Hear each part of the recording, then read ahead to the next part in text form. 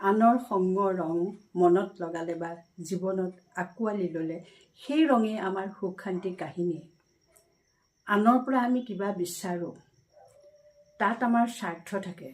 কেৱল ধন সম্পত্তিয়ে নহয়, মৰম, স্নেহ, আন্তৰিকতা এইবিলাক আমাৰ অতি প্ৰয়োজনীয় হৈ পৰে বা এইখিনি আমাৰ নহ'লেই নহয়। আৰু যেতিয়া বিশ্বাসঘাতকতা কৰে তেতিয়া আমি দুখ পাওঁ। সেই প্ৰত্যেকৰ লগত আমি বিভিন্ন উদ্দেশ্যৰে সম্বন্ধ গঢ়োঁ।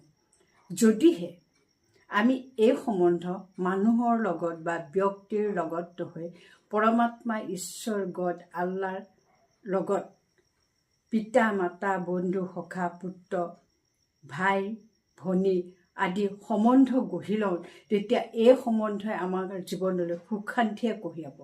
কাৰণ আমাৰ ভগৱানৰ লগত যি প্ৰেম, সেই প্ৰেম অতি নিস্বাৰ্থ আৰু উদ্দেশ্যবিহীন। য'ত স্বাৰ্থ থাকে তাত দুখ থাকে। ধন্যবাদ।